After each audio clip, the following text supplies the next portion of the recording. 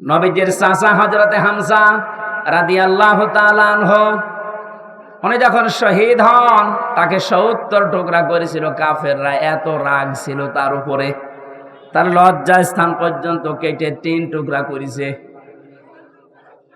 যুদ্ধ শেষ হয়ে যাওয়ার পরে নবীজি বললেন, নিয়ে আসো লাশের টুকরাগুলো। বিভিন্ন জায়গায় তারা ছড়িয়ে ছিটিয়ে দিয়েছে, সব এক জায়গায় করে আল্লাহর নবী নিজের পাগড়ি মোবারক দিয়ে ঢেকে দিলেন লাশটা।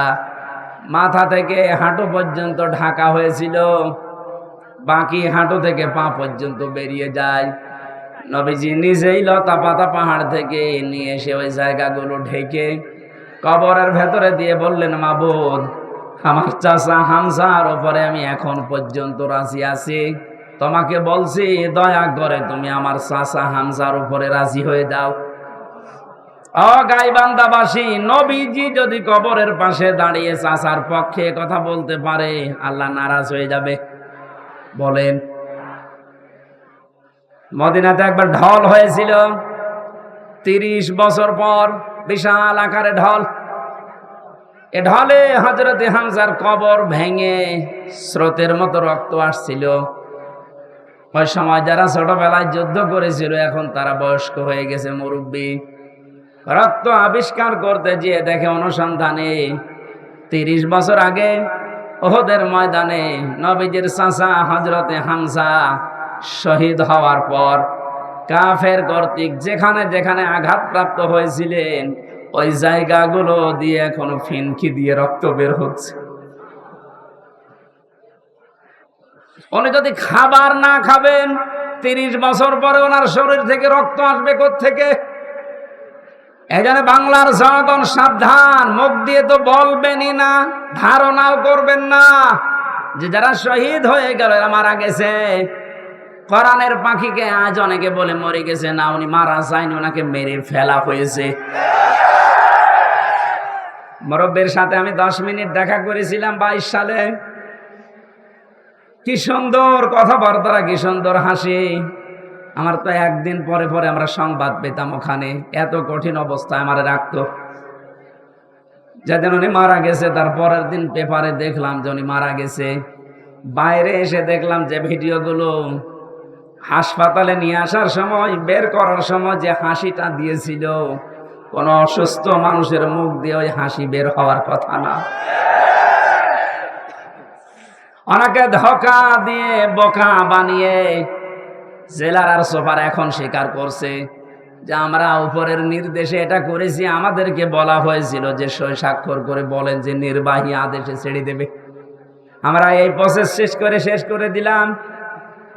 এই যে ডাক্তার মোস্তফা জামান নামে এই কোলাঙ্গার উপরের নির্দেশ পেয়ে শেষ পর্যন্ত সারা বিশ্বের আলেমদের মাথার মুকুট আমরা যাকে মনে করি, এই যে তাফসীর মাহফিলের জনক যিনি পৃথিবীতে, বিশেষ করে বাংলাদেশে তো হবেই। তাফসীর মাহফিলে শব্দ শুনলেই মানুষ মনে করে আল্লামা সাঈদী।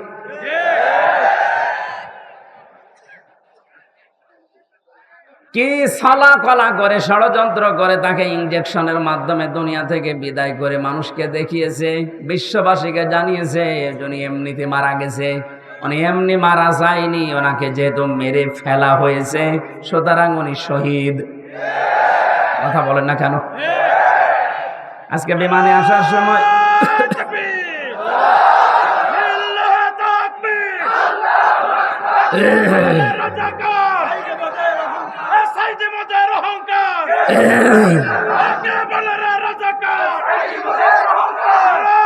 আলহামদুলিল্লাহ, আজকে মিরপুরে নামাজ ছিল 10 নম্বরে, মিরপুর ঢাকা।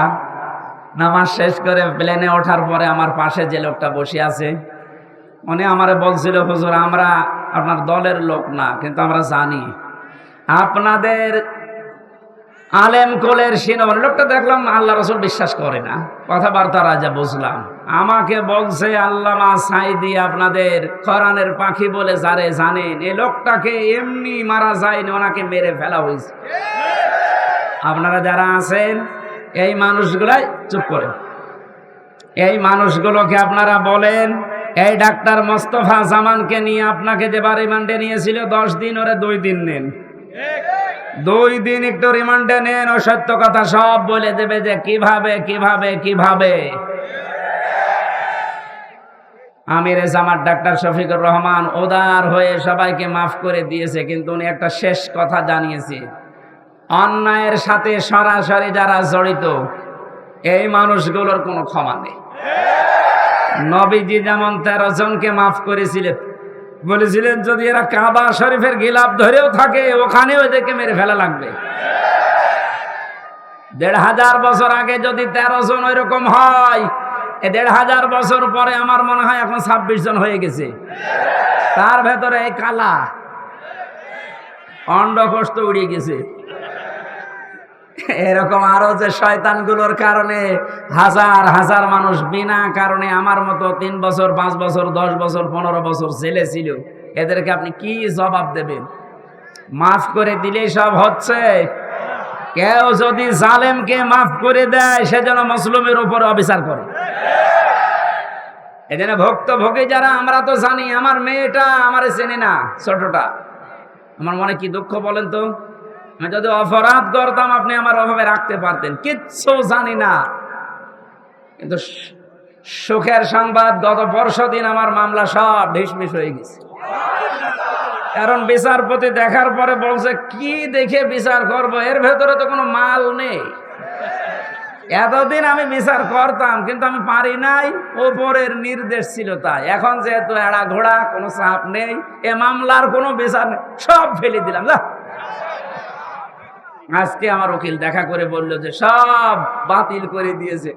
আদালত পর্যন্ত হাসে যে একটা মামলা হলো, আর এইটার কারণে 3 বছরের জেলে রাখা লাগবে, অথচ সাজাও যদি লাগিয়ে দেয় সর্বোচ্চ 3 মাস রাখার মতো, অথচ বিনা কারণে রেখেছিল কয় বছর? 3 বছর। আপনি তো মাফ চাচ্ছেন জনগণের কাছে, জনগণের ভেতর তো আমি একজন, আগে আমার কাছে মাফ চাবেন। আমি মন থেকে যদি মাফ করে দেই আপনি মাফ পাবেন। আমি যদি বলেন হুজুর আল্লাহ না, আল্লাহ মাফ করবে না, কারণ আল্লাহ আমার উপর ছেড়ে দিয়েছে, কারণ এই দায়িত্ব এখন আল্লাহর নেই। আল্লাহ তো হককুল্লাহ আর আমি হককুল ইবাদ। কথা বলেন, আপনি কোন মুখ নিয়ে ব্যারিস্টার আরমানের বোর কাছে মাফ চাবেন বলেন?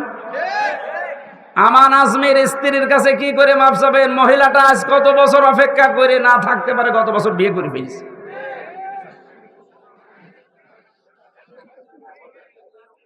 শয়তান পর্যন্ত আমার মনে হয় কান্নাকাটি করেছিল, কিন্তু জালেমদের মনের ভেতরে একটু দয়া আসে না। এত বড় কঠিন হয় মানুষ, একটু জানিয়ে দিতে পারতেন আপনি গোপনেও যে আপনার স্বামী বেঁচে আছে, আপনি ধৈর্য ধরেন, বের হবে। আপনি মেরে না ফেলে বাঁচিয়ে রাখলেন, আর আমরা জানি যে উনি নেই। মেরে ফেললে হয়তো ব্যারিস্টার আরমানের স্ত্রী অন্য জায়গায় বিয়ে করতো, যদি সংবাদ পেত যে আমার স্বামী নেই। এমন অবস্থায় রেখেছিলেন এর 8টা বছর, এত তারপরও কোনো অপরাধে জড়ায় নাই, ভাগ্য ভালো।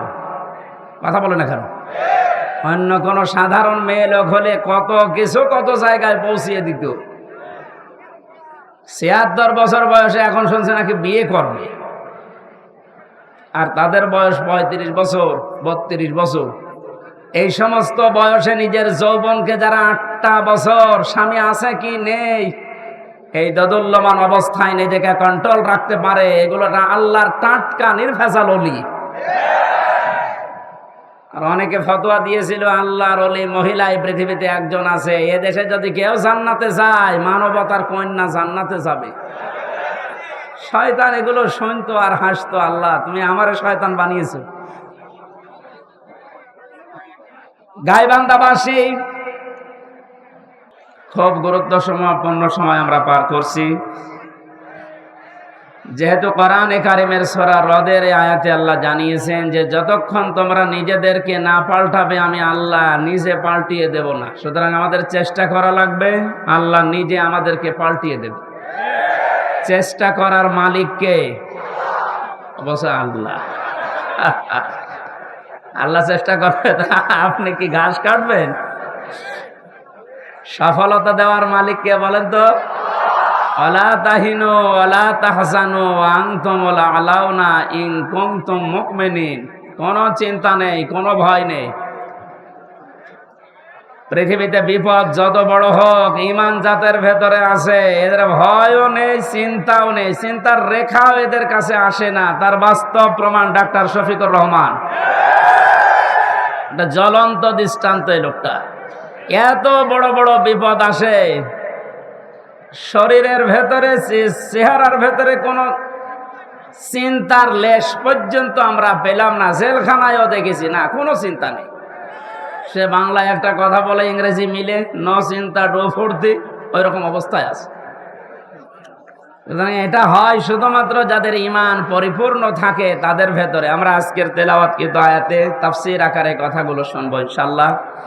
আমি যেটা সূরা রদ থেকে আপনাদের কাছে দিতে চাই, আল্লাহ যেহেতু জানিয়েছেন যে জাতি নিজের ভাগ্য পরিবর্তনের চেষ্টা করে না, আল্লাহ তাদেরকে পরিবর্তন করে দেয় না। সময় আসতেছে এবং আসবেও। আশা করছি বাংলাদেশের চট্টগ্রাম, সাতক্ষীরা, গাইবান্ধা, চাঁপাই নবাবগঞ্জ, ওদিকে বরগুনা, পটুয়াখালী, এই সমস্ত জেলা থেকে কোরআনে কারিমের যে খাদেমগুলো আসবে, আল্লাহ যেন তাদেরকে কামিয়াবি দান করেন আপনাদের মাধ্যমে। আমরা চাই এগুলো থেকে যদি বসে যায় কোরআনের কোনো খাদেম, তাহলে জেলার পুরা বদনাম হয়ে যাবে।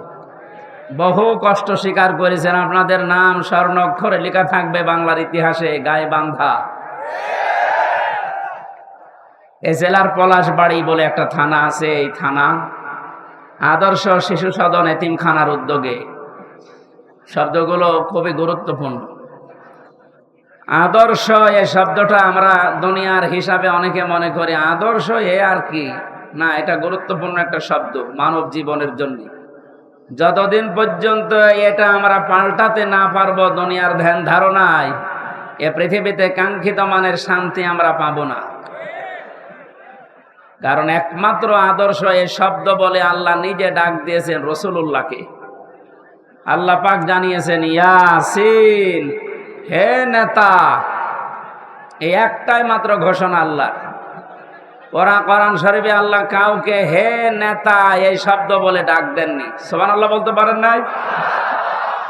এই ইয়াসিন সূরা পড়লে 10 খতম কোরআন শরীফের সওয়াব হয়, প্রত্যেক অক্ষরে 10টা করে নেকি হয়। হ্যাঁ, মাস্ট বি হবে। এর ভেতরে যে শিক্ষাগুলো আল্লাহ দিতে চায়, ওইগুলো তো আপনার জীবন আগে থাকা লাগবে। এর প্রথম শব্দ কি বললেন? ইয়াসিন। ইয়া মানে হে, ইয়া মানে কি? হরফে নেদা। সিন মানে সাজ্জেদ, সাজ্জেদ মানে বাংলায় নেতা। আল্লাহর ঘোষণা দেওয়া নেতা কয়জন? উনি একমাত্র আদর্শ দুনিয়ার মানুষের। সুতরাং বাংলার মুসলমানেরা মুহাম্মদ রাসূলুল্লাহকে বাদ দিয়ে আজ যারা অন্য কারো আদর্শ গ্রহণ করে নিজেকে আনন্দিত, গর্বিত মনে করছেন, আপনি ভুল পথে আছে। আর এই একটা কারণে আপনাকে জাহান্নামে যাওয়া লাগতে পারে। আপনি যদি অন্য ধর্মের হতেন আমি বলতাম না, আপনি যদি মুসলমান হয়তো না বুঝে ভুল করছেন। এজন্য আশা করছি আপনি এটা নিয়ে ভাববেন। মরণের পরে নবীজিকে আল্লাহ দেখিয়ে বলবে, মান হাজার রাজুল, এই লোকটা কে ছিল? আপনি যদি বলেন হাজা নাবিয়্যুনা মুহাম্মাদুর রাসূলুল্লাহ সাল্লাল্লাহু আলাইহি সাল্লাম, ইনি আমাদের নবী মুহাম্মাদুর রাসূলুল্লাহ, এই কথা বলার পরেই কিন্তু ফেরেশতারা জিজ্ঞাসা করবে, জীবনে প্রতিটি ক্ষেত্রে লোকটার আদর্শ মেনে চলেছো? এবার আমার মনে হয় যে মানুষগুলো বিভিন্ন সময় স্লোগান দিয়েছে, আমার নেতা, তোমার নেতা, অমুকের নাম দিয়েছে, মুহাম্মদ রাসূলুল্লাহর নাম দেয়নি, ওই মানুষগুলো মাস্ট বি ধরা খাবে। আমরাও ধরা খেতে চাই, বলেন? এরপরও যদি কারো মনের পরিবর্তন না হয়, সে যেন বিশ্বাস করে তার বিবেকের উপরে কুকুরে প্রসাব করেছে। ও বলছে ঠিক। এখন যদি বাড়িতে যান, এই যে যেখানে বসে আছে, এনে যদি বাড়িতে সালাম দেওয়ার পরে ওনার স্ত্রী ওনারে গালি দেয় কুকুরের বাচ্চা বলে, ভালো লাগবে? বলেন, রাগ হবে না? উনি যদি জ্ঞানী মানুষ হয়, চিন্তা করবে আমার তো শিক্ষিতা বউ, এত ভদ্র ঘরের সন্তান, আমার গালি দেয় কেন? অবশ্যই এর জিনে ধরেছে। কিসে? জিন অথবা পরিতে ধরেছে, নাই তো আমার গালি দেওয়ার কথা না, স্বাভাবিক নেই। আপনি যদি কোরআনে কারিমের অথেন্টিক কথাটা শোনার পরে আপনার যদি বিশ্বাস দরবেশ বাবার মতো হইতো, তাহলে আপনাকে আমি বলতাম না। ও দরবেশ কোরআন হাতে নিয়ে বলেছিল এর ভেতরে সমস্যা আছে, এই কারণেই তো দাড়ি কেটে ফেলেছে। আল্লাহকে অপমান করিয়েছে শুধু কোরআনে কারিমে, মানে সন্দেহ আছে এর ভেতরে, এই কথা বলার কারণেই। যে লোকটা এই কথা বলতে পারে তার ঈমান বলে কিছু থাকার কথা। আল্লাহ বলেন যালিকাল কিতাবু লা রাইবা ফি, এর ভেতরে কোনো ভুল নেই, সন্দেহ নেই, সন্দেহের অবকাশও নেই। আর ওটা হাতে নিয়ে বলেছে এর ভেতরে সমস্যা আছে, তবে মেজর না। বলেন নাউজুবিল্লাহ। আমার ভাইরা, খুব অল্প সময় কথা বলবে গরমে, কিন্তু কথাগুলো আপনাকে নিয়ে যাওয়া লাগবে। ইয়াসিন বলে আল্লাহ যার নাম দিলেন তার নাম মুহাম্মদুর রাসূলুল্লাহ। সুতরাং আজকে থেকে যদি বিবেকটা কাজে লাগে, মুহাম্মদুর রাসূলুল্লাহ বাদ দিয়ে আপনি আর কাউকে নেতা আদর্শ হিসাবে মানবেন না। এ কথা দেওয়া যায় না? আলহামদুলিল্লাহ। পৃথিবীতে আল্লাহর বড় বড় দয়ার কথা আমরা শুনেছি। সবচাইতে বড় দয়া রহমত আল্লাহর পক্ষ থেকে মানুষের জন্য 4টা পেয়েছি। কয়টা? বলেন বলেন। এটা তিরমিজি শরীফের হাদিস। আল্লাহর নবী বলেন 1 নম্বরে মানুষের সবচাইতে বড় দয়া, কিন্তু এটা পেলে মানুষ বেজার হয়। আল্লাহর দয়া রহমত, অথচ মানুষ পেলে বেজার হয়। কথাটা কেমন হয়ে গেল না? নবীজি কেন বললেন? এবার মিলান তো। 1 নম্বরে পৃথিবীর বড় দয়া রহমত, মানুষ যেটা পেলেই বেজার হয়ে যায় অধিকাংশ। তার 1 নম্বরে কন্যা সন্তান। আমরা কি বেজার হব? আজ যারা জুজুর ভয় দেখাচ্ছেন বাংলাদেশে নারীদেরকে, যে ইসলামী আন্দোলন একামতে দিন যারা আছে, এরা যদি ক্ষমতায় যেতে পারে আপনাদের ঘর বন্দি করে রাখবে, এই জুজুর ভয়টা দেখানো হচ্ছে না? বাংলাদেশের জামাতে ইসলামী বাংলাদেশের শ্রদ্ধাভাজন আমির, আমার মনে হয় কেউ যদি জিন্দা আল্লাহর ওলি দেখতে চায়, ওই লোকটার যেন দিকে তাকায়। টাটকা ওলি। আমরা ওলি আল্লাহ খোঁজার জন্য সিলেটে যাই, সিলেটে যেখানে যাওয়া দরকার ওখানে যাই না। কথা বলে না কেন? জীবিত ওলি দেখতে হলে এখানে যাওয়া লাগবে, সিলেটের পাশে মৌলভী বাজার কুলাউড়ায়। হেঁটে গেলে মনে করবেন এটা একেবারে জিন্দা ওলি। উনি ঘোষণা দিয়েছে নারীদেরকে আজ যারা জুজুর ভয় দেখাচ্ছেন, আমি গ্যারান্টি দিলাম যদি আল্লাহ আমাদেরকে জাতির খেদমতে কবুল করে, এই মেয়েরা পুরাটা উল্টিয়ে যাবে। তারা মনে করবে আমরা মায়ের কোলে আছি। ওনার কথার সাথে বাস্তবতার যেন আল্লাহ মিল করে দেন। বলেন আমিন। যারা কন্যা সন্তান যাদের আছে, আপনি বেজার হবেন না, কারণ কারো রিজিকের দায়িত্ব কারো হাতের ওপরে, ঘাড়ের ওপরে, মাথার ওপরে আল্লাহ দেয়নি। যে আসতেছে দুনিয়ায় তার রিজিক সে নিজে করে নিয়ে আসতেছে। কথা বলেন এখন। দায়িত্ব যতদিন আপনার উপরে আছে, যেভাবে হোক আল্লাহ চালিয়ে নেবে। যেহেতু এটা নবীর কথা আছে, এটা বড় রহমত, অথচ আমরা বেজার হয়ে যাই। আমার তো আল্লাহ 2টা মেয়ে অলরেডি দিয়েছে, এখন যদি আরো মেয়ে আসে আমার কোনো নারাজি নেই, আমি খুশি। দ্বিতীয় নম্বরে হাদিসের ব্যাখ্যা শুধু বলছে, নবীজি জানিয়েছেন যারা মেয়ের বাবা আছো, মেয়েটা যখন কোনো বাড়িতে আসে ফেরেশতা পর্যন্ত বাড়িতে নাজিল হয়ে যায়। কোন ছেলে আসলে ফেরেশতা নাজিল হয়, কথা কোরআনেও নেই, হাদিসেও নেই। অথচ মেয়ে মানুষ আসলে ওই বাড়িতে আল্লাহ ফেরেশতা আগে পাঠায়। ফেরেশতারা আসার পরে মাথার উপরে হাত দেয়, ওই কন্যা সন্তানকে উদ্দেশ্য করে বলে এটা একটা দুর্বল দেহ, এটা দুর্বল দেহ থেকে বের হয়ে এসেছে। এই মেয়েটাকে যারা আদর যত্ন করবে, এর পেছনে শ্রম দেবে, দিনের শিক্ষা দেবে, সৎ পাত্র থেকে পাত্রস্থ করবে। কিয়ামত পর্যন্ত আল্লাহর সাহায্য ওই বাবা মা গার্জিয়ানের উপরে থাকবে। বলেন সুবহানাল্লাহ। এজন্য আল্লাহর এই বড় দয়া, বড় রহমত আমরা যেন বেজার না হই কোনোদিন। মেয়ে হওয়া মানে স্ত্রীর উপরে রাগ না, আপনার রাগ হচ্ছে আল্লাহর উপরে, কারণ ওটা তো আর স্ত্রী বানায়নি, বানিয়েছে কে? দ্বিতীয় নম্বরে বেশি সবচাইতে বড় দয়া আল্লাহর পক্ষ থেকে, অথচ মানুষ বেজার হয়ে যায়, তার নাম মেহমান। নাম কি? এটার সাথে বাস্তবতার মিল আছে। যত ধনী মানুষ হোক, মেহমান আসলেই কেমন যেন মন খারাপ হয়ে যাচ্ছে। অথচ মেহমান যখন আসে, নবীজি বলেন সে তার নিজের খোরাকি সাথে নিয়ে আসে। বলেন সুবহানাল্লাহ।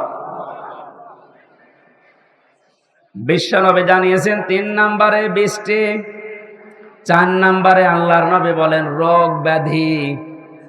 রোগ ব্যাধি যার যত বেশি হবে, তার দুনিয়ার অপরাধগুলো আল্লাহর মাধ্যমে মাফ করিয়ে নিষ্পাপ করে তার কাছে নিয়ে যাবে।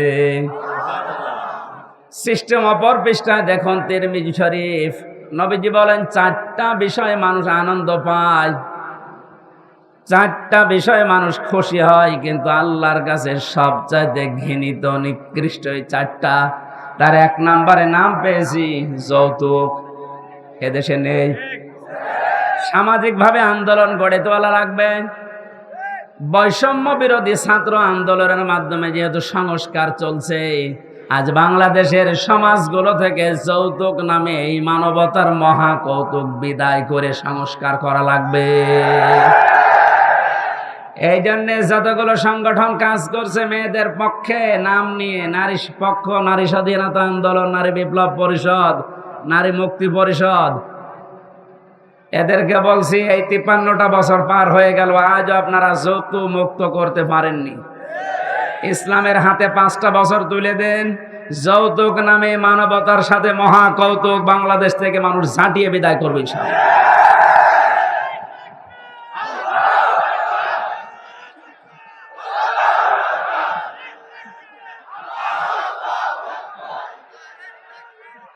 গাইবান্ধাবাসী 2 নম্বরে পেয়েছি আল্লাহর কাছে ঘৃণিত মানুষের কাছে খুব আনন্দ লাগে, মজা লাগে, তার নাম গীবত। নাম কি? এটা করা যাবে না।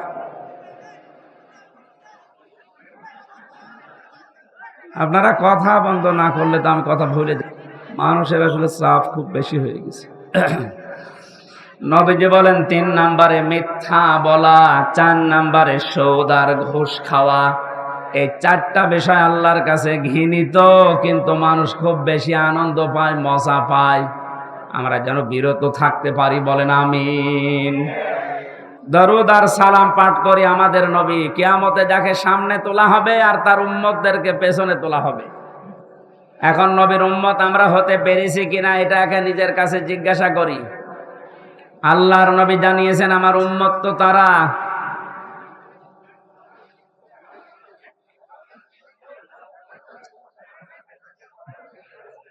সূরা আরাফের ভেতরে 2 জায়গা আল্লাহ আয়াতটা দিয়েছেন, উম্মতি মুহাম্মদী, যে আমি মুহাম্মদুর রাসূলুল্লাহর উম্মত। এ কথা যদি কেউ ঘোষণা দেয়, দাবি করে, সে যেন মানুষকে ন্যায় এবং ইনসাফের দিকে ডাক দেয়। আপনার বিবেকের কাছে আমি প্রশ্ন করছি, আমি রাজনৈতিক কোনো এজেন্ডা নিয়ে আপনার কাছে কথা বলছি না।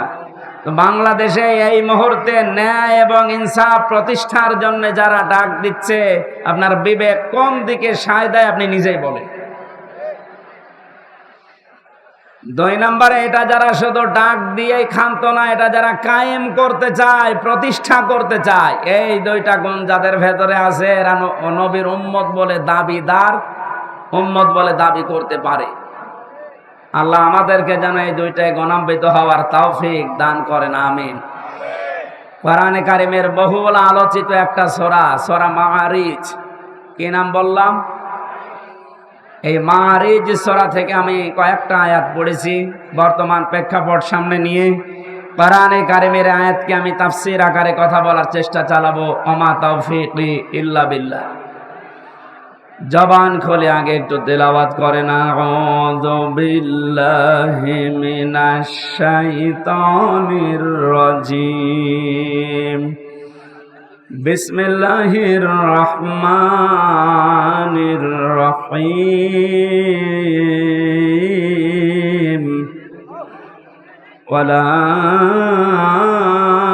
ইয়াসআলু হামিমুন হামিমা। আজকের আলোচনার বিষয় হচ্ছে মুক্তিপণ। কি বললাম? জবান খুলে বলেন, কি বললাম? এটা আমি বানিয়েছিলাম জেলখানায় থাকতে 22 সালে। বাংলাদেশের এই উত্তর অঞ্চলের ইসলামী আন্দোলন জামাতে ইসলামের শ্রদ্ধাভাজন সহকারী সেক্রেটারি জেনারেল, আপনাদের বিভাগের কৃতি সন্তান জনাব এটিএম আজহারুল ইসলাম, উনি আমাকে জেলখানায় থাকতে বলেছিল, হামজা এই বইটা পড়ো, অনেক তথ্য জাতিকে দিতে পারবা, প্রোডাক্টিভ মুসলিম। ওর ভেতর থেকে আমি একটা সাবজেক্ট বানিয়েছিলাম কোরআনে কারিমের এই আয়াতের সাথে। ওখানে বাংলা লেখা দেখেছিলাম, এর নাম হবে মুক্তিপণ। কি বলেন তো? এই শব্দটা নিয়ে আজকে আমরা ব্যাখ্যামূলক কথা বলবো ইনশাল্লাহ। এখনো আওয়াজ আসছে কানে?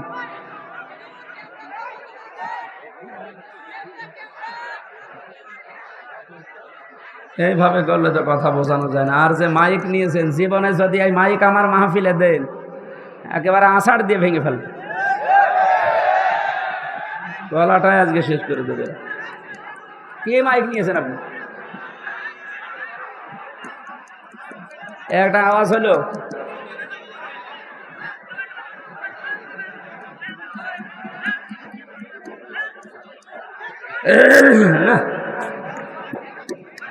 ভুল করেছে, আজকে না আসায় ভালো ছিল। ছাতা হাসানের আর মাহফিল কোনোদিন নিবে না, ছাতা কিছু জানে না, বোঝে না, আন্দাজে মাহফিল বলি যে এত করে যে টাকা পয়সা আমার দরকার হয় কম দিয়ে, আপনি জেলা শহরের মাইক নেবেন, রংপুর থেকে মাইক নিয়ে আসা যায় না? কোথায় বাদাম বিক্রি করে মাইক নিয়েছেন? এত জোরে আওয়াজ দিয়েও যদি আওয়াজ না শোনা যায়। আপনারা নিজেদের আওয়াজ একটু বন্ধ করেন তো ভাই। হ্যাঁ, একটু আওয়াজ বন্ধ করেন। আপনাদের বিভাগের সন্তানের কাছে পাওয়া বই থেকে যেহেতু এই সাবজেক্টটা বানানো, উনি থাকলে বাইরে আপনাদেরকে শোনাতেন। যেহেতু উনি এখনো ভেতরে, আমরা আশা করছি খুব তাড়াতাড়ি আল্লাহ আমাদের ভেতর ওনাকে ফিরিয়ে দেবে। কি আপনারা চান না? হ্যাঁ, কথা বলেন না কেন? মাওলানা মামুনুল হক উনি আমার সাথে পাশের রুমে আমারে ছিল। মাঝে মাঝে জামাতে ইসলামী বাংলাদেশের যে মানুষগুলোকে বিনা অপরাধে ফাঁসি দেওয়া হয়েছে, আমি এই কথা সিঙ্গাপুরে, মালয়েশিয়া কয়েকদিন আগে এখানে বলেছিলাম। এই জালেম যারা এ দেশে 17 বছর জুলুম করে গেল, এই জালেমদের দোসর এখনো ওখানে পালিয়ে আছে। ওরা যে ওই দেশের রাষ্ট্রদূত যারা পররাষ্ট্র মন্ত্রণালয় আছে, ওদের কাছে নালিশ দিয়েছে যে উনি যুদ্ধ অপরাধী যারা মামলার আসামি তাদের পক্ষে কথা বলে। এটা যদি আমার অপরাধ হয়ে থাকে, আবু সাইদ সহ বাংলাদেশের হাজারের উপরে কয়েকদিন 5 তারিখের আগে যারা মানুষকে বিদায় করে দিল, এরা কি মানবতা বিরোধী অপরাধী না? আপনি শুধু নিজের দিকে টানবেন কেন? এরা যারা মারা গেছে এরা মানুষ না?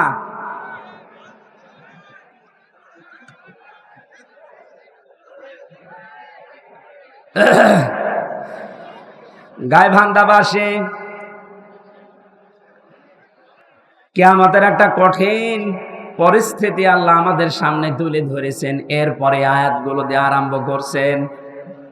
আল্লাহ পাক বলেন, এমন জালজালা অবস্থা আমি পয়দা করব কিয়ামতের ওই ময়দানে, বুড়ো যুবক মানুষ দৃশ্য দেখেই বিদ্ধ হয়ে যাবে। ছোটাছুটি করতে থাকবে মানুষ, মেয়েদের লজ্জায় স্থান লাগবে না, সন্তান হওয়ার জন্য পেট ফেটেই বের হয়ে পড়ে যাবে। বলেন নাউজুবিল্লাহ।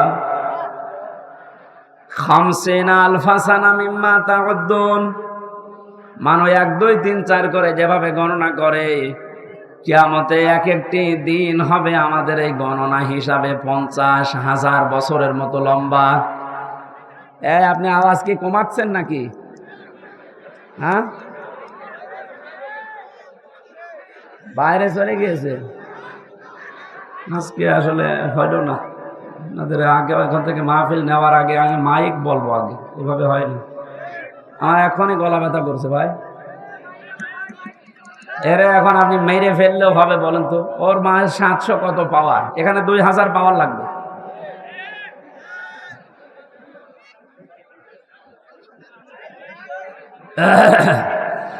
ডাক্তার শফিকুল ইসলাম মাসুদকে দিয়েছে কাজ হবে, এখন কে দরবেশ বাবার দিয়ে সে কাজ হওয়ার কথা?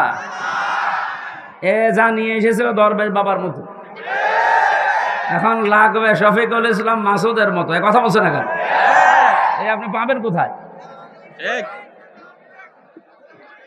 এই জন্য তো আমার কষ্ট হয়ে যাচ্ছে। এরকম একটা দৃশ্য আল্লাহ সামনে যখন নিয়ে আসবেন, আল্লাহ পাক আমাদেরকে সতর্ক করছেন, কোন বন্ধু কিন্তু বন্ধুর পরিচয় পর্যন্ত দিতে রাজি হবে না। আজ বাংলাদেশে আমরা একটা বাস্তব অভিজ্ঞতা দেখতে পেলাম, বন্ধুর পরিচয় দেওয়া না, বন্ধু অনেককে পরিচয় করিয়ে দিয়েছে। এই যে অবৈধ আনিসুল হক, ওরে যখন ধরেছে, ও যদি নিজে নিজে চলে যেত, দরবেশ বেঁচে যেত। ধরা খাওয়ার পরে বলছে আমারে, ওই যে ওরে নিবেন না, ওটা দরবেশ। কেন? ও যে বললো আমি নৌকার মাঝি। কিসের মাঝি? ভালো করে তাকান, সালমান। ওরা আশ্চর্য হয়ে গেছে যে মানুষ এত নিচে নামতে পারে। বাঁচার জন্য মানুষের দুনিয়ায় যদি এই করে, তাহলে বোঝা যাচ্ছে দাড়িটা এটা নবীর সুন্নত হিসাবে রাখে না, এটা ধোঁকা দিয়ে বোকা বানানোর জন্য রেখেছিল। আল্লাহ বলেন কিয়ামতের সব চাইতে বড় আপন বন্ধু যারা, এ মানুষগুলো নিজেরা নিজেদেরকে পরিচয় দেবে না। ইউবাসসারুনাহুম, যখন তাদেরকে ওকে অন্যের দৃষ্টিগোচর করা হবে, সামনাসামনি যখন মানুষকে নিয়ে আসা হবে, এই মানুষগুলো সব চাইতে বড় বেঈমানি করবে যে না আমি চিনি না। আল্লাহ পাক বলেন ইয়াবাদুল মুজরিমু লাউ ইয়াফতাদি মিন আযাবি ইয়াউমিযিন বিবানি। এই কঠিন পরিস্থিতি যখন তৈরি হবে, এই মানুষটা নিজেকে বাঁচানোর জন্যে ও যা আছে সব ফিদিয়া হিসাবে, জরিমানা হিসাবে দিতে রাজি হয়ে যাবে। আজকে দরবেশের কথা দেখেছেন যে আমারে ছেড়ে দেন, বাংলাদেশ আমি ঠিক করে দেব। মুক্তিপণ হিসাবে মানুষ ওই দিন সব দিতে রাজি হয়ে যাবে। পৃথিবীতে যত আপনজন আছে তাদের নাম আল্লাহ সিরিয়াল আকারে কিছু দিয়েছেন, ওয়া সাহিবাতিহি ওয়া আখি। প্রথমে মানুষ তার স্ত্রী সন্তানকে বলবে আল্লাহ তুমি এগুলো নিয়ে যাও, আমার ভাইকে তুমি নাও।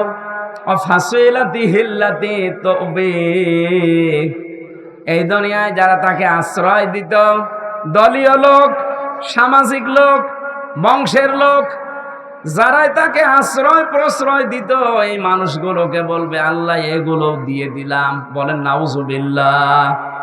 এ কথাকে আপনি 100 ভাগ বিশ্বাস করেন? বলেন।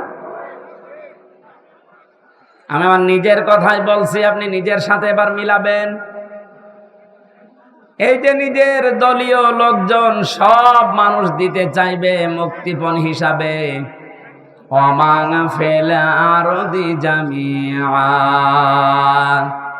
এমনকি দুনিয়ায় তার স্থাবর অস্থাবর যত সম্পদ ছিল সব আল্লাহকে বলবে আল্লাহ নিয়ে নেন। সুম্মা ইউনজি, এরপরও আমাকে আপনি নাজাত দেন, বাঁচান।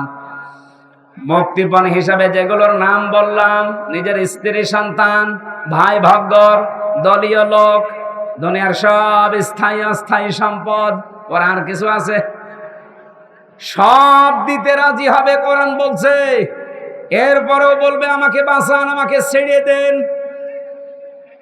আল্লাহ পাকও জানিয়েছেন সঙ্গে সঙ্গে, কাল্লা, কখনো না, ইন্নাহা লাযা, অবশ্যই আমি আল্লাহ তাকে জাহান্নামে লাজার দরজা দিয়ে প্রবেশ করাবো। জোরে বলেন নাউজুবিল্লাহ। আল্লাহ যদি গ্যারান্টি দেয় তার ভেতরে কোনো ফাঁক ফোকর থাকার কথা? উনি বলছেন না, কখনো না। তো যেগুলো দিতে চাইলি একটাও আমি মুক্তিপণ হিসাবে নিতে রাজি না। তোকে আমি লাজাই দেব। এখন লাজা কি? আমরা এখানে অনেকে এর আগে শুনেছি যে জাহান্নামের স্তর আল্লাহ বানিয়েছেন 7টা।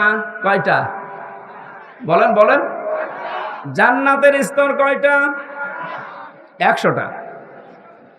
আমরা তাই 8টা জানি। কোরআনে কারিমের ভেতরে 100টার উপরে জান্নাতের স্তর আল্লাহ সাজিয়েছেন। এর ভেতরে জাহান্নামের স্তর যেহেতু 7টা, ধাপ 7টা, এক একটা ধাপের আলাদা আলাদা নাম আছে। 3 নাম্বার যে ধাপটা তার নাম লাযা। আল্লাহ বলেন এত ভয়ঙ্কর এটা, নাযাআতাল লিশাওয়া। এই জায়গায় প্রবেশ করানোর সঙ্গে সঙ্গে মানুষের চামড়া খসিয়ে ফেলবে। বলেন নাউজুবিল্লাহ। এ পৃথিবীতে যত রকমের শাস্তির জায়গা আমি জীবনে যত দেখেছি, এই যে আয়না ঘরের নাম এখন শুধু শুনছি, আগেও বলতে পারতাম কিন্তু আমার বলতে দেয়নি। আমিও মাটির নিচে ছিলাম, গুম হয়েছিলেন এই যে আপনাদের এলাকার সন্তান। কত মানুষ গুম হয়েছিল এই দেশে। অনেকে বলে যে কি করেছে যে তাদের এত কিছু বলা লাগবে, গালি দেওয়া লাগবে। বাংলাদেশে যদি জালেমেরা কিচ্ছু না করে থাকে, ওদের শাস্তি দেওয়ার জন্য, বরদোয়া করার জন্য আয়না ঘরে যথেষ্ট। আমি শুধু নাম শুনেছি, এদের বাস্তবতা কত নির্মম। একটা পশুর সাথেও মানুষ এত নিকৃষ্ট আচরণ করে না।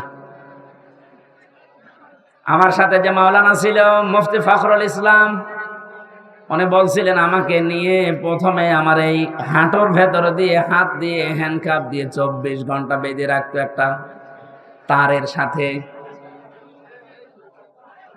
শুধু টয়লেট করার জন্য 1.5 থেকে 2 মিনিট সময় দিত। খাওয়া দাওয়ার জন্য কয়েক মিনিট দিয়ে 24 ঘন্টা এভাবে বাঁধা। ঘুম নেই, একটু ঘুম যদি আসে গরম দিত।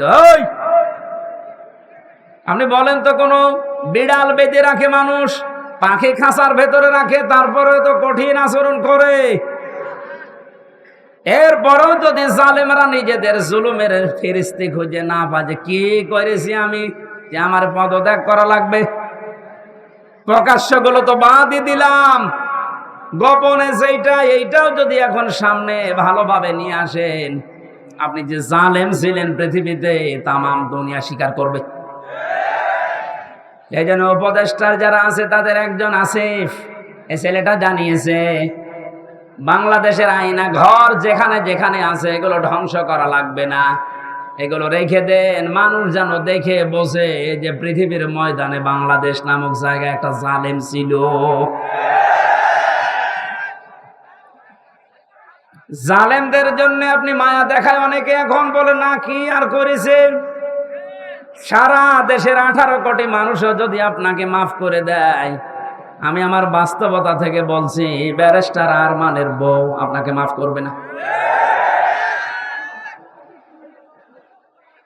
ইলিয়াস আলীর স্ত্রী আপনাকে মাফ করবে না, যে ধোঁকা দিয়ে তাকে বোকা বানালেন যে আমি কিছু জানি না, অথচ প্রমাণ হয়েছে ওনাকে মেরে ফেলা হয়েছে।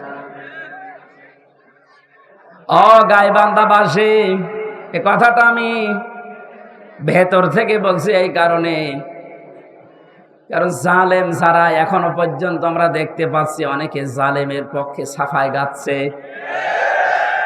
কয়েকদিন আগে গোপালগঞ্জের এক জালেমের দোসর ও জানিয়েছে, আপা ঘাবড়াবেন না, আপনি ঘাবড়ালে আমরা নরম হয়ে যাই। এখনো এই কথা বলেন, ওনার বিবেক আছে? আপনি জানেন বাস্তবতা কত নিচে নেমেছিল। যে আয়াতটা দিয়ে আমি কথা শুরু করেছিলাম, এবার আসেন আল্লাহ বলেন এই যে নাজ্জাআতাল লিশাওয়া, এ দরজা দিয়ে প্রবেশ করার সঙ্গে সঙ্গে মানুষের চামড়া খসে যাবে। রিমান্ডে আমিও 10 দিন ছিলাম, আমাকে ওরা শাস্তি দিয়েছিল কঠিন, 11 ঘন্টা টাঙিয়ে রেখেছিল, চোখ কালো কাপড় দিয়ে বেঁধে, হাত হ্যান্ডকাপ দিয়ে, পায়ে ডান্ডা বেড়ি দিয়ে এমন অবস্থায় টাঙিয়েছিল আমি 4 ওয়াক্ত নামাজ পড়তে পারি নাই। একেবারে যে কোরআন আমার সামনে, আমি সত্য কথা বলছি, জোহর আসর মাগরিব ইশা আমি ইশারায় পড়েছিলাম, কারণ জানি না যে এখন জোহর না আসর। মাটির নিচে এমন এক ঘরে নিয়েছিল, ওখানে দিন রাত বোঝা যায় না। এই কঠিন অবস্থাতে শুধু জিজ্ঞাসা করতাম যে স্যার এখন কি নামাজের সময় হয়েছে? ঝাড়ি দিত ওপর থেকে, কিসের নামাজ পড়বা? যে কয়টা অফিসার আমি দায়িত্বে পেয়েছি, কয়েকটা এত খারাপ, এত জানোয়ার, আল্লাহরও ভুল ধরতো। বলেন যে লোকটা আল্লাহর ভুল ধরতে পারে তার কাছে আমির হামজা কি? আমরা মাঝে মাঝে এই নখ তুলে নেওয়ার যে যন্ত্রপাতি গুলো আছে নিয়ে এসে বলতে যে নখ তুলি এইগুলো দিয়ে। আর এখন জালেমদের একটু শুধু ড্রিম মারছে, তাই অনেকের সহ্য হচ্ছে না।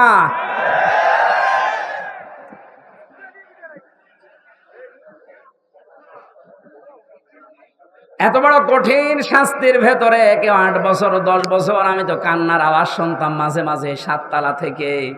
কারারক্ষীরা বলতো, এমনকি ওখানে প্রশাসনের যে মানুষগুলো বলতো, হুজুর এখানে অনেকেই 2 বছর 3 বছর 5 বছর আছে, কেউ জানে না।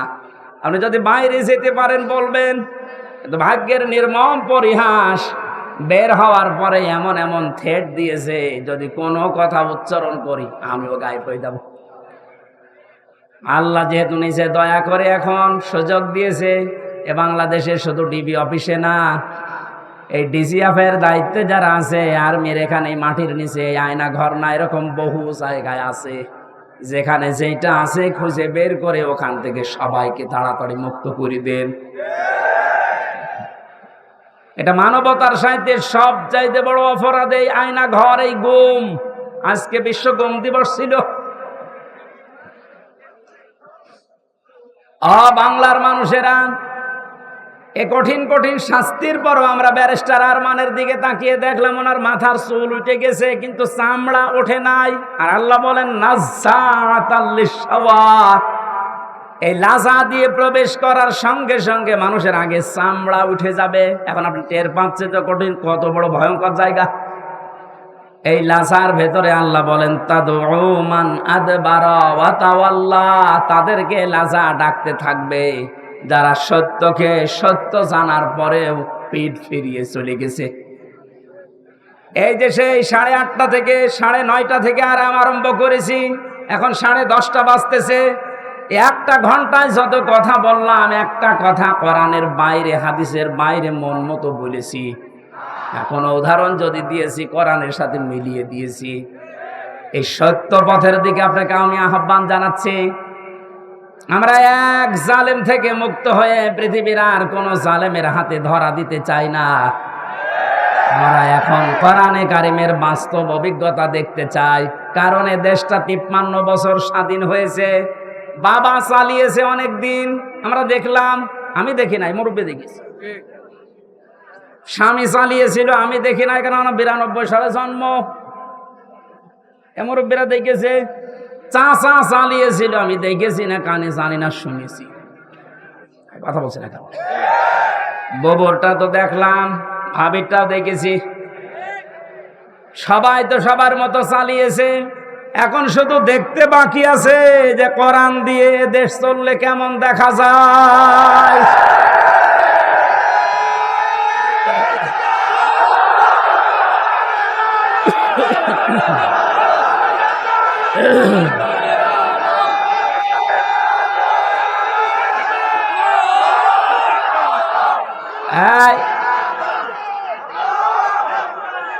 আজকে কে যেন ফতোয়া দিয়েছে যে নারায়েত তাকবীর এই শব্দটা বলা শিরক, কারণ নারায়েত মানে নারুন থেকে এসেছে। এটা পাগল। নারায়ণ শব্দটা নারতুন থেকে, নারতুন মানে উচ্চ, তাকবীর মানে আল্লাহর আওয়াজ। তাকবীর মানে কি? নারায়ে তাকবীর। এই উচ্চ আওয়াজে আপনি তাকবীর দেন, এই শব্দটা এখান থেকে ওরা নারায়ে এখান থেকে নিয়ে এসেছে নারুন মানে আগুনের তাকবীর।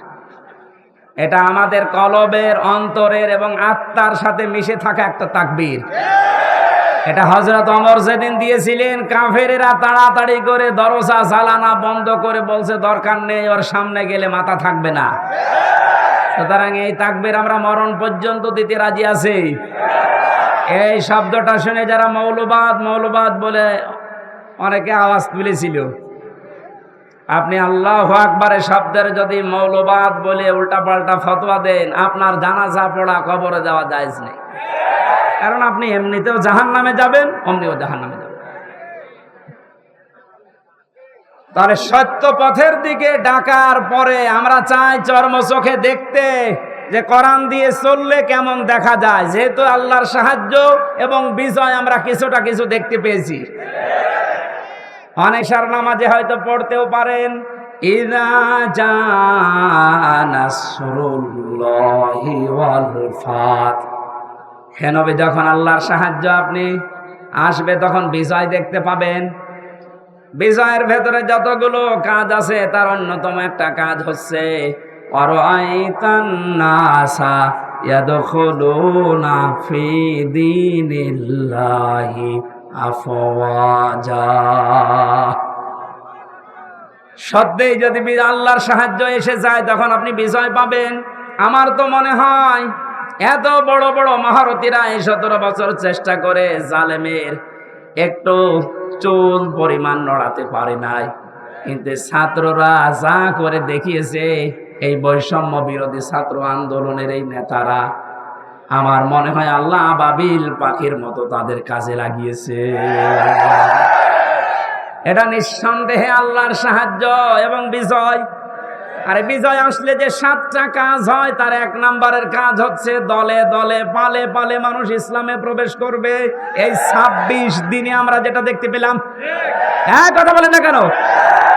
এই 25 দিনে 5 তারিখ থেকে 30 তারিখ পর্যন্ত তাকান, কত হিন্দু আমিরে জামাতের হাতে হাত দিয়ে মুসলমান হয়ে যাচ্ছে। কত জালেম পর্যন্ত নিজের জুলুম স্বীকার করে আজ ইসলামে আসতেছে। আজকের একটা জরিপ পেয়েছি, আগস্টের 5 তারিখের আগে এই দেশে মাত্র 20 জন মানুষ চাইতো 100 জনের 20 জন যে ইসলামে দেশে কায়েম হোক। কিন্তু এই 25 দিনের মাথায় এখন অবস্থা এমন দাঁড়িয়েছে, এই দেশে এখন 100 জনের 35 জন মানুষ চাচ্ছে যে ইসলাম কায়েম হোক। এ সময়টা একটু চাইতে দেন। বাংলাদেশে যারা একামতে দিনের দায়িত্ব পালন করে, এই মানুষগুলোর যে ইখলাস আমি দেখেছি। আমি তো বাস্তব ওয়াজ করছি ওনার সাথে, আমি 4 দিন থেকে জেলখানায় একেবারে পাশাপাশি আমি দেখেছি লোকটার আমল, লোকটার ঈমান। এটা পরবর্তী আয়াতে ওটা আসবে। ওনার যে মর্যাদা, ওনার যে ভরসা, তাওয়াক্কুল আল্লাহর উপরে। আমির হামজাকে লক্ষ্যটা এক জায়গায় করলে ওই রকম তাওয়াক্কুল হবে না। আমি কত আলেমকে জেলখানায় কাঁদতে দেখেছি, আফসোস করে, এমনকি আল্লাহকেও দোষারোপ করে। অথচ লোকটা একটা জেনারেল মানুষ, একটা ডাক্তার, কাদের সংস্পর্শে এসে কোন জায়গায় যে আল্লাহ পৌঁছিয়ে দিয়েছে তারে। আমি যে প্রথমে বলেছিলাম, কেউ যদি জিন্দা ওলি দেখতে চান ওনার দিকে তাকাবেন, কারণ ওনার আমল, ওনার কাজ কারবার, অ্যাক্টিভিটিস, ইখলাস আমি নিজের কাছে থেকে 4 দিন দেখেছিলাম। আমি যুবক মানুষ, এখন 33 বছর বয়স আমার। সারাদিন কোনো কাজ ছিল না, শুধু চিন্তা ছাড়া। তারপরও রাত 9টা 10টার পরে আমি শুয়ে পড়তাম। আরে মুরব্বী মানুষের মাথার উপরে এতগুলো মামলা। ওনার ছেলে ওই সময়ও ছেলে, ওনার স্ত্রী অসুস্থ, ওনার সহকর্মী সহযোদ্ধা যারা এই যে হাজার হাজার পালিয়ে বেড়াচ্ছে, হাজার হাজার জেলে। ওনার দলের প্রতীক নেই, দল নিষিদ্ধ। এরকম কঠিন মুহূর্তেও লোকটার চেহারার ভেতরে চিন্তার কোনো ছাপ নেই। প্রতি সপ্তাহে 4টা 5টা করে হাজিরা দিয়ে দিয়ে এই যে 8-9 ঘন্টা গাড়িতে থাকা লাগতো। যখন জেলখানায় এসে পৌঁছাতো রাত 9:30 10টায়, বলতাম স্যার খাবার খাবেন না? আপনার এই যে এখানে কিছু দুষ্ট লোক আছে, ওদের মাধ্যমে মোবাইল পাওয়া যায়, চুরি করে নিয়ে এসে দেয়। আমার বলছে হামজা মোবাইল দিয়ে করব কি? কেন আপনার সন্তান আছে, ছেলে, আপনার স্ত্রী অসুস্থ, আপনার দলের লোক সব পালিয়ে বেড়াচ্ছে, একটু খোঁজ নেবেন না? আমারে যেটা শুনিয়েছে ওই কঠিন মুহূর্তে আমারে বলছে হামজা আমার সন্তান সহ স্ত্রী সহ আমার সহকর্মী সহযোদ্ধাদেরকে আমি আল্লাহর হাতে রেখে এসেছি। আমার তো একেবারে পুরোপুরি বিশ্বাস ওই দিন থেকে যে ওনার এই তাওয়াক্কুলের কারণে এই 25 দিনে 20 থেকে 35-15% মানুষ ইসলামে আসা বেড়ে গেছে। এখানে মানুষগুলোর ইখলাসের আপনি দাম দিতে শেখেন। এদেশের দেশপ্রেমিক হিসাবে যদি এখন 1 নম্বরের তালিকায় থাকে যারা ভুয়া তুলেছিল, তাদের এখন মানুষ চিনে ফেলেছে। বাংলাদেশে একজন প্রতিযশা আলেমে দিন মুফতি কাজী ইব্রাহিম বাইরের দেশ থেকে ঘোষণা দিয়েছে, অনেকে তো পাগল ছাগল না, 10 জন আলেম যদি এই দেশে থাকে তিনি একজন। ঘোষণা দিয়েছে এই বাংলাদেশে যদি কেউ দেশপ্রেমিক বলে দাবি করে সেটা 1 নম্বরে জামাত আর শিবিরেরা। বাকিগুলো যারা এগুলো তুলতেছে, এই কথা শোনেন আগে, বাকি যারা এগুলো তোলে অধিকাংশ গুলোই মিথ্যাবাদী। দেশপ্রেমের ধোয়া তুলছে যে আমি দেশপ্রেমিক, অথচ শরীরের ভেতরে দেশপ্রেমের কোনো চিহ্ন নেই। পায়ে যে জুতা দিয়ে আছে বিদেশি জুতা, গায়ে যে শার্ট দিয়েছে বিদেশি শার্ট। হ্যাঁ, কথা বলে না কেন? এমনকি মাথার চুলেন কাটিং তাও বিদেশি, বিরাজ করে এসেছিল বিদেশি, এমনকি বিয়ে করেছে তাও বিদেশি। আর কি বলছে দেশপ্রেম? শয়তান এগুলো দেখে হাসতো, এখন মনে হয় শয়তানের হাসি একটু বন্ধ হয়েছে।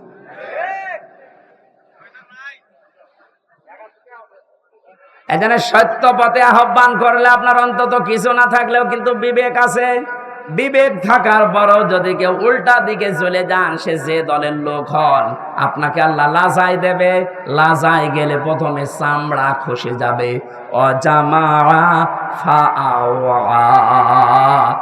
আল্লাহ পাক বলেন 2 নম্বরে দুনিয়ায় যারা মাল সম্পদ জমা করে আর মনে করে এটা স্থায়ীভাবে থাকবে, এটা আজকে অনেকেই 17 বছর মনে করেছিল। এজন্যই তো পদ্মা সেতুর চাইতেও একজনের টাকা বেশি। এই দরবেশের টাকার পরিমাণ দেখেছেন, শুধু ঋণ ছিল 36,000 কোটি টাকা পদ্মা সেতু বানাতে। 2 নাম্বারই করে লেগেছে মাত্র 32,000 কোটি। তার মানে ওর টাকা দিয়ে আরেকটা বানানো যাবে। এই আয়াতের সাথে 100 ভাগ মিলে গেছে। ওরা মাল সম্পদ জমা করে আর মনে করে এটা স্থায়ীভাবে আমার কাছে থাকবে, এ আর হাতছাড়া হবে না। আল্লাহ এমন ভাবে ধরেছেন, চোখ বন্ধ করার সময় দেয়নি। এই কথাগুলো বলতে বলতে আল্লাহ মানুষের কিছু আচরণ এবার তুলে ধরবেন। এবার আমি সহ যারা বসে আছি প্রত্যেকে আল্লাহর এই আয়াতের সাথে মিলান। ইন্নাল ইনসানা খুলিকা হালুআ। অবশ্যই আমি আল্লাহ মানুষকে বানিয়েছি অস্থির চিত্তরূপে। সব সময় মানুষ শুধু ব্যস্ত ব্যস্ত ব্যস্ত। 2 নম্বরে ইযা মাসসাহু শাররু জাযুআ, যখন তাকে কোনো অকল্যাণ স্পর্শ করে তখন হায় হতাশ করে, তখন একেবারে পাগলের মতো হয়ে যায়। ওয়াইদা মাসসাহুল খায়রু মানুআ, যখন তাকে কোনো কল্যাণ ভালো কিছু পায় তখন ওই লোকটা কৃপণ হয়ে যায়। মানুষের কিছু চরিত্র বর্ণনা করছিলেন আল্লাহ রাব্বুল আলামিন বলেন, মানুষ অস্থির, বিপদে পড়লে মানুষ হায় হতাশ করে, নিয়ামত পেলে কৃপণ হয়ে যায়। কিন্তু তারা না, ইল্লাল মুসাল্লিন, মুসাল্লিরা বাদ দিয়ে। কারা বাদ? আমরা এখানে যারা আছি মুসল্লি কিনা বলেন তো? বলেন বলেন। জীবনে যাই করেন না কেন ফরজ নামাজ ছেড়ে দেবেন না। মুসল্লি যারা আছে তাদের এবার আল্লাহ 12টা গুণ দিচ্ছেন।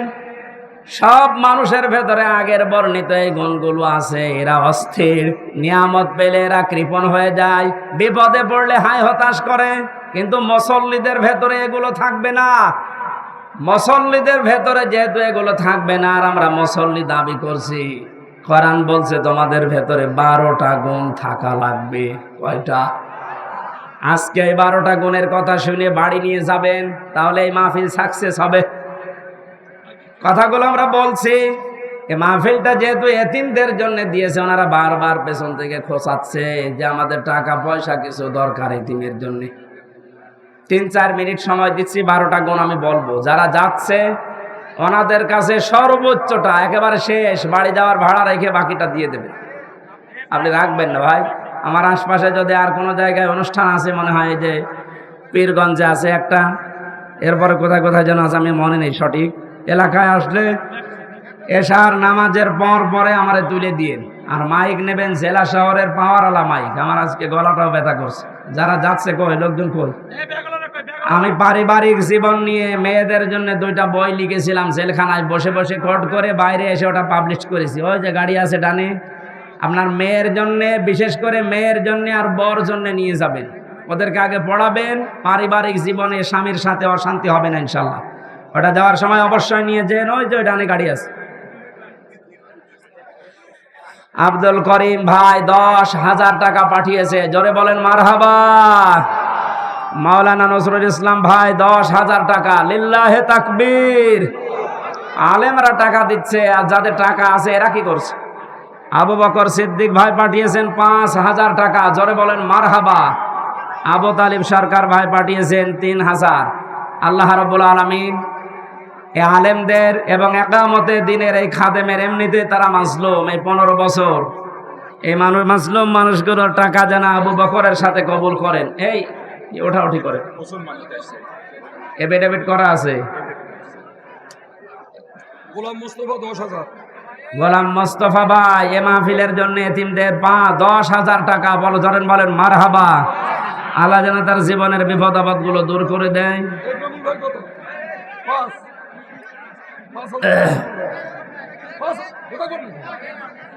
না, মাওলানা একরামুল ভাই পাঠিয়েছেন 5,000, জোরে বলেন মারহাবা। এই নিজে না দিতে পারলে একটু। এখানে আমার এক ভাই এসেছে, মুসলিম, কুড়িগ্রাম থেকে, উনি ইসলাম ধর্ম গ্রহণ করবে, যে এফিডেভিট করে নিয়ে এসেছে। লিল্লাহে তাকবীর। নাম কি ওনার? না, এখন নাম কি? নাম কি ছিল? আমাদের তো কালেকশনে ব্যাকআপ করবে, ব্যাগ নিয়ে আমাদের ভলান্টিয়ার ভাইরা, আপনারা দয়া করে একটু বসে পড়ুন, জিকিরের সাথে দয়া করে একটু জিকিরের সাথে বসে পড়ুন। আপনারা একটু জিকির, ওই লোক কই? আপনাদের এলাকার ইমাম, আমাদের ব্যাগগুলো হারিয়ে যাবে, আপনারা একটু বসে পড়ুন। আচ্ছা শুনেন, এখনই আমাদের একজন হিন্দু ভাই ইসলাম গ্রহণ করবে, আপনার সবাই বসে পড়ুন, সবাই বসে, এখনই বসে পড়ুন, সবাই বসে পড়ুন, এখনই ইসলাম গ্রহণ করবে।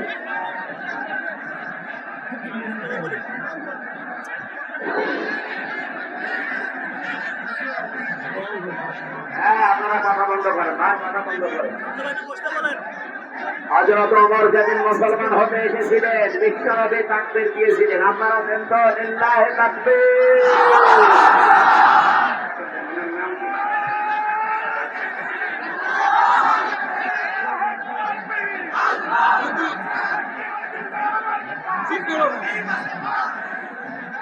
ওনার নাম ছিল পূর্বের নাম সেরিন নিরাসন, এখন বর্তমান নাম পছন্দ করেছে মোহাম্মদ নূর ইসলাম। ওনাকে আমরা কালেমা পড়ানোর মাধ্যমে আমাদের ইসলাম ধর্মে দীক্ষিত করবেন। এই আপনারা কথা বন্ধ করুন। বিসমিল্লাহির রহমানির রহিম। লা ইলাহা ইল্লাল্লাহ মুহাম্মাদুর রাসূলুল্লাহ। আশহাদু আল্লা ইলাহা ইল্লাল্লাহ ওয়াহদাহু লা শারীকা লাহু لا شريك له وأشهد أن محمدا عبده ورسوله আমি সাক্ষ্য দিচ্ছি আল্লাহ বাদে কোন মাহবুব নেই, ইলাহা নেই, ইবাদত দেওয়ার যোগ্য কেহ নেই, এবং আমি আরো সাক্ষ্য দিচ্ছি মুহাম্মাদুর রাসূলুল্লাহ আল্লাহর বান্দা এবং রাসূল।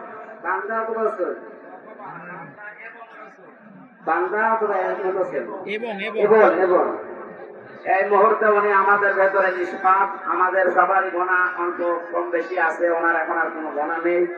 আমরা এই লাখল মুসলিমদের ভাইয়ের পক্ষ থেকে আমরা ওনাকে বুকে আলিঙ্গন করছি। লিল্লাহি তাকবীর।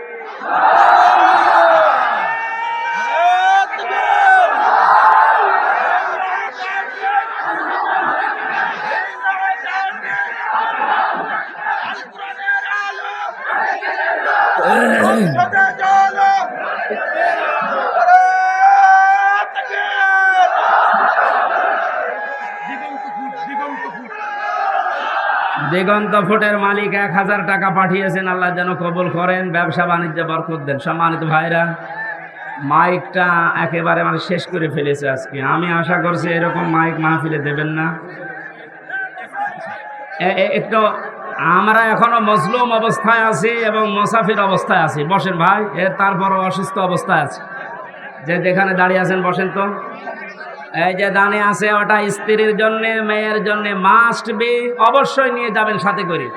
পরিবারে আমার মনে হয় জেলখানায় আমি দেখেছি 100 জনের প্রায় 70 জন এই পারিবারিক মামলার কারণে জেল খাটতেছে। এটা যেন আর না হয় সেই জন্য লিখেছিলাম, এটা নিয়েছেন। আল্লাহুম্মা আমিন। লা ইলাহা ইল্লা আনতা সুবহানাকা ইন্নী কুনতু মিনাজ জালিমিন। রব্বুল আলামিন, বৈষম্য বিরোধী ছাত্র আন্দোলনে যে মানুষগুলো জীবন দিয়ে গেল, যাদের মাধ্যমে স্বাধীনভাবে তোমার কোরআনের কথাগুলো আমরা বলতে পারি, শুনতে পারি, তাদেরকে তুমি শাহাদাতের মর্যাদা দান করো আল্লাহ। তোমার যে বান্দা আজকে তোমার ইসলাম ধর্মে দীক্ষিত হয়েছে, নাম নিয়েছে নূর ইসলাম, ইসলামের আলো, মেহেরবানি করে ওমরের মতো বানিয়ে দাও। এই পলাশবাড়ির ময়দানে যারা কোরআনের জন্য কষ্ট স্বীকার করেছে, এদেরকে মাফ করে দাও। আগামীতে এই মাহফিলটা কোরআনের খেদমতে, কোরআনের প্রচার প্রসারে বিশাল আকারে কবুল করো। মা বোনদেরকে মাফ করে দাও। আইলে আমার কণ্ঠের মারাত্মক ব্যথা করছে, আমার কণ্ঠটা তুমি ভিক্ষা দাও। রব্বুল আলামিন, যত আলেম এখানে বসে আছে, একামতে দিনের খাদেমরা বসে আছে, এদেরকে তুমি আবু বকরের সাথে কবুল করে নাও। এই বাজারে যত মানুষ ব্যবসা বাণিজ্য করে, আল্লাহ ব্যবসা বাণিজ্য বরকত দিয়ে দাও। যত এতিম এই পলাশবাড়ির মানুষেরা লালন পালন করছে, আল্লাহ এতিমদেরকে মেহেরবানি করে মুহাম্মদুর রাসূলুল্লাহ যেহেতু এতিম ছিলেন, তার সাথে তুমি কবুল করে নাও। এদের অভাব অনটন দূর করে দাও। এই রংপুর বিভাগের মানুষেরা, বিশেষ করে আমরা জানি বাংলার অন্য এলাকার তুলনায় এরা এমনিতে একটু গরিব মানুষ, আল্লাহ এদের অভাব দূর করে দাও, এদের স্বভাব তুমি ভালো করে দাও। এই গাইবান্ধা জেলাটা কোরআনের ঘাঁটি, সারা বাংলাদেশ এটা জানে।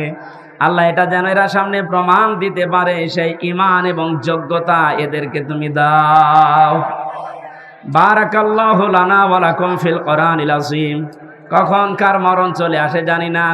মরতে আমাদের দুঃখ নেই, চিন্তাও নেই, ভাবনাও নেই, কিন্তু আমরা শাহাদতের মরণ চাই। কোরআনের পাখি সারাটা জীবন দোয়া করতো, আল্লাহুম্মা ইন্নী আসআলুকা শাহাদাতান ফি সাবিলিক। আল্লাহ জানে তুমি তাকে শাহাদতের মরণই দিয়েছো। আমরা সবাই মন থেকে এই দোয়া করছি, আল্লাহ তুমি আমাদেরকে শাহাদতের মরণ দিয়ে ধন্য করো। যখন এই মরণ আসবে, শেষ কথা যেন আমাদের মুখ দিয়ে বের হয়, লা ইলাহা ইল্লাল্লাহু মুহাম্মাদুর রাসূলুল্লাহ। জীবনে যদি এই মাইক আমার